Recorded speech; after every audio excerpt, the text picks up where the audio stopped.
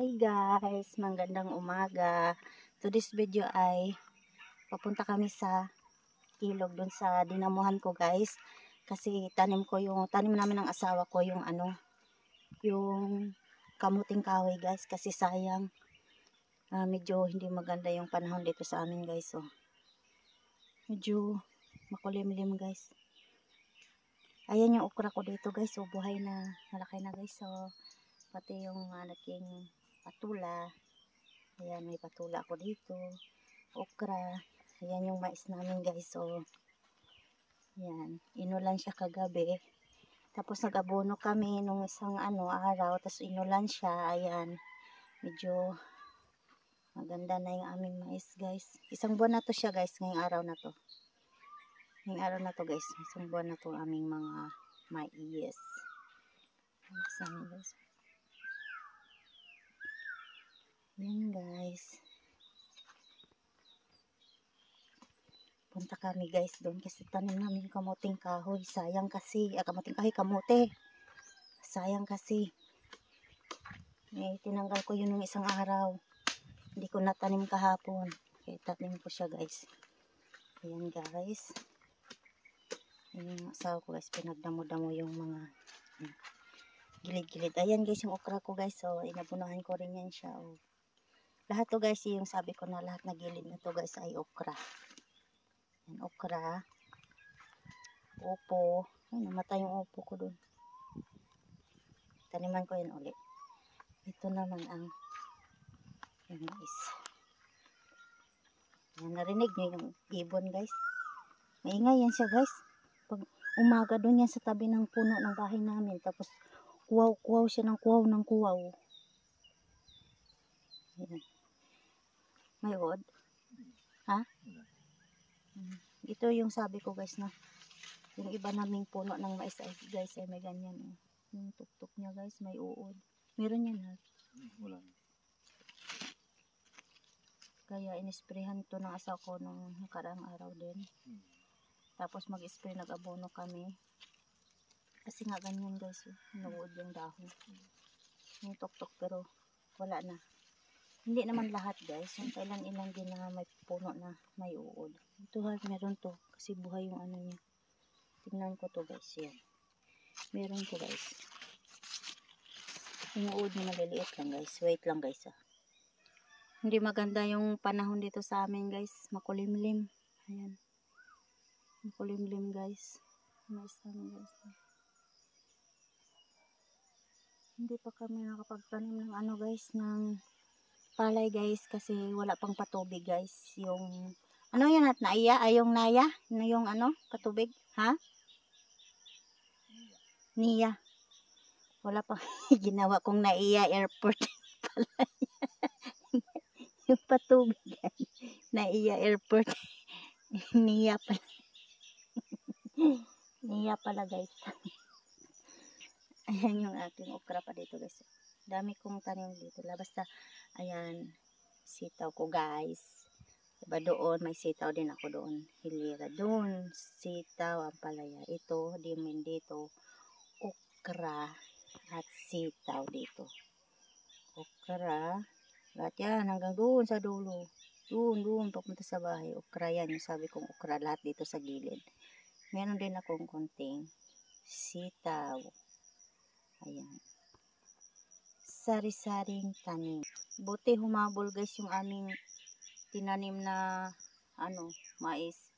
Yung pinuna namin, kung sa Bisaya, pinuna namin. Yung pagtapos kainan ng kalabaw, tinaniman namin uli. Kasi sayang, malawak kasi yung nakain ng kalabaw dito eh. Mahaba na sana siya, kagaya na sana yan, mga yan.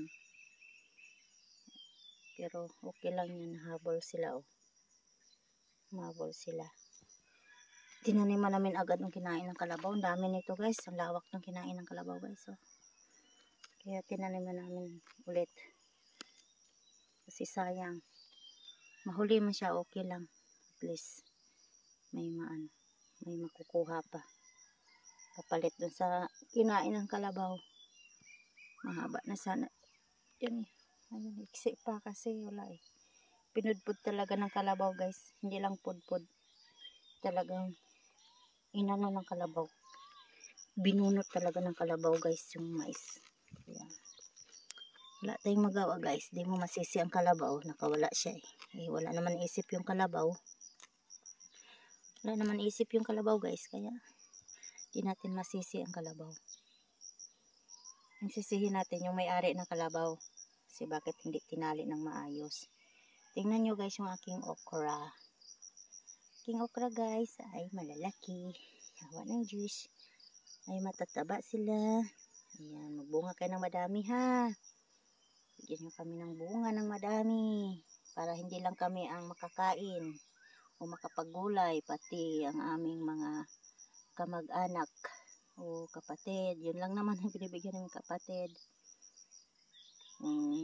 Biyanan. Pag may manghingi na kapitbahay di.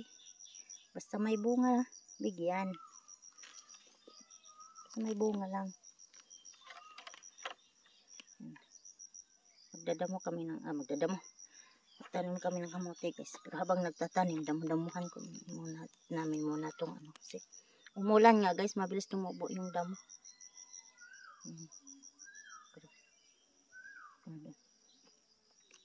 Tinaniman ko rin to dito ng sitaw.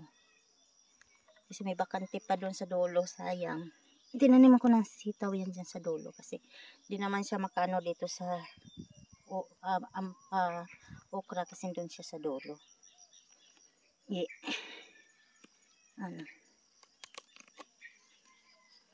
Doon siya sa dulo eh, kaya.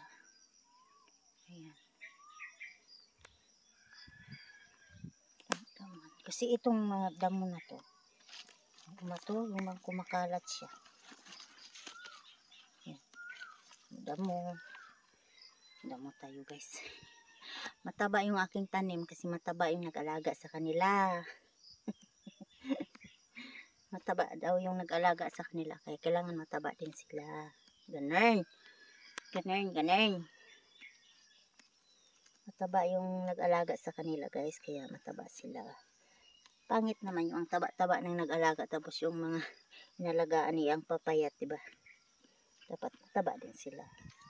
Kaya mataba sila. Pati yung mais namin mataba. So guys. Punta na tayo guys. Yung itak mo. Magtatanim na kami guys kasi baka bumagsak yung ulan guys no. Nagbunga. Mamaya pala guys, update ko kayo doon sa kinapon ko doon malapit sa bahay na ano guys. Na tawag nito. Papaya. Na ako nito. Papaya kasi ano nagbunga na talaga siya asin. Dito kami magtatanim guys. Yan yung tataniman namin guys, diba sabi ko sa inyo, tataniman ko. Ito na, dahon-dahon na yung mga bago namin tanim. Ay, ang ganda ng aking, ang ganda ng dahon ng aking talbos ng kangkong. Hintik na yan mamatay kasi hininit ng gusto ngayon, okay na. Ayan, manguha din ako ng okra. Kasi may bunga naman siya. Pag hindi kasi kunin to, sayang. Titigas siya eh. Meron naman akong mabibinhi pa. Kuha ako ng mabibinhi. Wait lang guys kasi matigas guys eh. Ayan guys. Meron na naman akong mabinhi guys. So, okra. Kunin ko tong bunga guys. Kasi pag dito kukunin. Haba na. Matitigas naman to guys. Alis kami mamaya guys. Pupunta kami sa bahay ng kapatid ko guys. Doon sa Piat. Kasi magsisimba kami guys. Dahil pesta doon bukas. Titigas na to siya. Kasi itong okra na to, pag hindi mo siya kinuha, gagawin ganyan. Hindi mo siya kukunin, wala na, titigas na yan siya. May mga binhi pa kasi ako guys, na okra. Titigas na yan. Kunin ko na. Naging ulam na to guys. Diba? Ulam na to siya guys. Kaya kunin na. Kasi lumigas siya guys eh. Itong okra ko guys, kahit ganyan yan eh. Hindi siya natigil ng bigay ng bunga sa akin. Kasi alam nila nung kasagsagan talaga ng init guys, akala ko nga na hindi ito sila mabubuhay kasi nga talagang init. Talagang pinagtiyagaan ko talaga sila guys ng diligan. Kukuha ako doon sa sapa ng tubig para madaligan ko sila. Kaya awa ng Diyos. Medyo nagbunga na. Ayan na yung nakuha kong okra guys. Ayan. May with matching sitaw din. May bibinhin na naman ako sa sitaw ko guys. Ayan pala yung kamote na itatanim ko guys. Medyo tumas yung tubig ngayon guys. Konti sa sapa. Kasi umulan magdamag. Tumas konti yung tubig guys. Ito pala yung tatanim ko guys. Na tinanggal ko ng isang araw guys. Sayang baka mamatay. Sayang itanim ko siya guys. Meron pa ako itatanggalin guys doon banda. Yan. Hindi lang makita kasi madamo. Tatanggalin ko yun guys kasi ililipat ko nga doon sa taas. So guys, magtanim muna kami guys. Wait lang. Guys, nagbunga na pala yung puno ko na sili guys. Yung sili na panghalo sa pansit. Ayan bunga niya guys. Tatlo na yung bunga. Pero ang liit ng puno na yun guys. So, ang tagal na rin to guys. Siguro mga 4 na buwan na to guys. Tinanim ko ngayon lang nagbunga. Tatlo yung bunga niya guys. At ayan yung isa. Dalawa lang to sila. Dalawa lang to sila nabuhay. Ang dami nito guys. Siguro mga 10 puno to guys. Ito lang nabuhay. Yan, nagbulaklak na rin siya guys. Yan. Sili na pang pansit. Yung malalaking sili kong 3 pala may maliit. Yung sili na pang pansit. Yung atsal ba kung sa Bisaya atsal. Ito pala yung kinapon ko guys. Dito yung sa sapa. Yan, lumago na siya. Yan, kinapon ko. Yan, nagsama-sama na siya guys. Pero hindi pa siya nagbunga. Update ko kayo kung magbunga to. Yung doon sa malapit sa bahay guys, nagbunga na. Malaki yung bunga niya doon guys. Update ko kayo mamaya guys. Puntahan pala natin yung yung sinasabi ko sa inyo na papaya na kinapon ko. Nagbunga na siya guys. Tika, puntahan natin guys. Hindi ko na nabidyohan kanina guys yung pagtanim. Tapos naman namin pagtanim ng kamote guys kasi nalubat ako. Dito guys. Yan. Yan guys.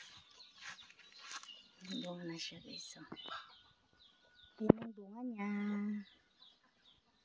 Yan kinapon ko guys. Tingnan yan. Kinapon ko siya. Kasi yan. Bunga na siya guys.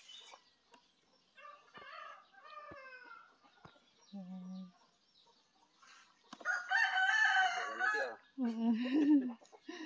Bunga na. Maliit. Ito pang isa.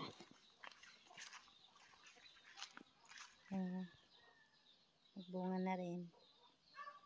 Kinapon ko rin to guys. Tingnan nyo.